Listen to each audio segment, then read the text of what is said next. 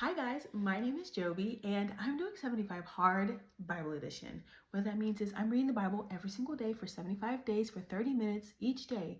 And then I come on here and I share with you guys what I read. This is day 5 of me doing 75 Hard. And what caught my attention today was Matthew chapter 8 verses 25 and 26. It says this. So the disciples came and woke him up saying, "Lord, save us, we're going to die." He said to them, "Why are you afraid, you of little faith?" So the reason why this stood out to me, like we've heard this story like a billion times, but I was looking at how I was looking at Jesus' response to the disciples. The disciples were in a dire situation where they felt like their life was going to end, because whenever you're at the mercy of nature, you really don't there's nothing you can do, sweetheart. So whatever nature wants to do with you is what it will do with you. And so they're in a situation where they're genuinely scared and they're genuinely afraid for their life.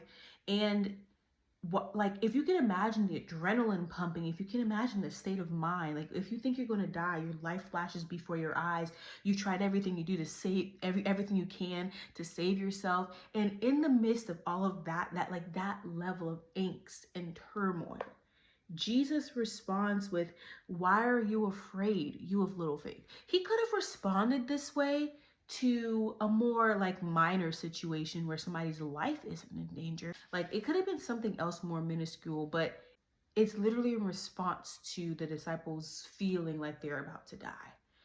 And Jesus responds with such a, you know what I mean, type vibe to it. It's almost like when you're dealing with a kid, when you see a kid freaking out and you have the solution in your hand and you look at the child with a lot of pity almost and love, because they just don't understand how you're in control of the whole situation. That's really what it was giving with how Jesus responded to this when he said, "Why are you afraid, you have little faith?" It's almost like a life or death situation was not grounds to doubt God. It's almost like a life or death situation does not make God any less God. I think this just shows the extent to which God wants us to trust him. Even when you're at your wits and you're at the lowest point and there you have no control over anything. For instead of you to be somebody who is of little faith, for you to say, "You know what? No, I am going to believe Jesus even when I cannot control this sea, even when I cannot control this ocean." The very steady ground that I always stand on has washed from underneath my feet, and the ground I stand on now is rocking and moving, and I'm but a speck in the midst of this entire situation that is raging around me. And yet still I trust him. And yet still I have faith. And yet still my perspective of his deity, my perspective of his godliness, my perspective of him having control over the situation hasn't changed.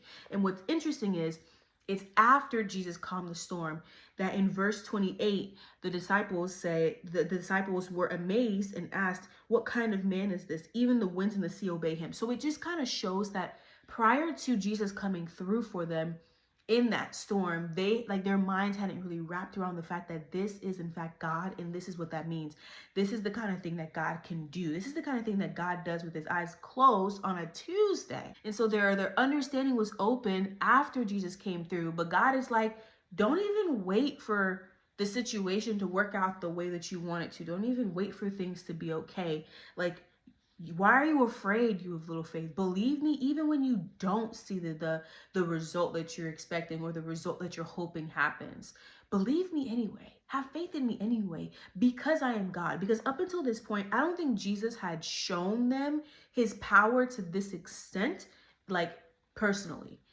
Jesus was healing people, he was casting out demons, but I don't think they ever saw Jesus control nature in this way. But that doesn't change the fact that he's still God. And so this situation, I guess, kind of helped them have a better revelation, a better understanding of the fact that God really means in full control of the entire situation, really means in full control of everything. And for you to trust him and have faith in him, it is almost preposterous to not believe Jesus to be who he said he is, because he has shown up that way and he will always show up that way. I heard somebody say, I can't remember who it was, but it was this week, somebody said that, I know, it was Dr. Eric Mason. I was watching a podcast with him and Megan Ashley. He was like, even if you can't remember anything that God has done for you personally and how he has shown up for you personally. That is why we have this book. That is why we have this Bible, because it is a full recollection of so many things that God has done, even if you can't remember anything personally for you. When we look back over how God has showed up for other people consistently, how his character has been consistent, this should be more than enough to have faith. This should be more than enough to stand on the fact that Jesus is Lord, to stand on the fact that God is God and there's none above him and there's no one like him. And you know, now that I think about it, when Jesus asks, why are you afraid, you have little faith? I think he asked that because these are his disciples. One, you've seen Jesus work. That's one. Two, because you're his disciples and you're in the Jewish faith, that means that you should know the Torah. You should know how God, provided for the children of Israel. You should know how God was always looking out for the children of Israel, how he was protecting them. These are things you should know, So I guess for me, this is also like a reminder for me to stay in my word. This is a reminder for me to ask God to continually bring to remembrance like all the things that he's done for me, but it's also a reminder for me to like stay in my word, so that if I ever am in a situation when I do forget, which more than likely because you're human, you will. But if I'm ever in a situation where I do forget about how God has shown up in the best way in my life, how his goodness has overflowed into my life, if I ever forget, at the very least, I have this book here, the Bible, where that is full of reminders of God's character and his consistency and his power. And that's all I wanted to say. I hope it encourages you to have faith in God in the midst of the worst situation that you can imagine. Don't be somebody who's of little faith.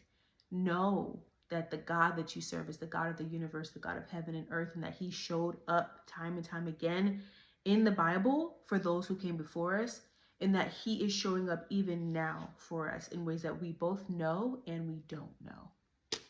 So yeah, I hope that encouraged you. This is Jovi signing out.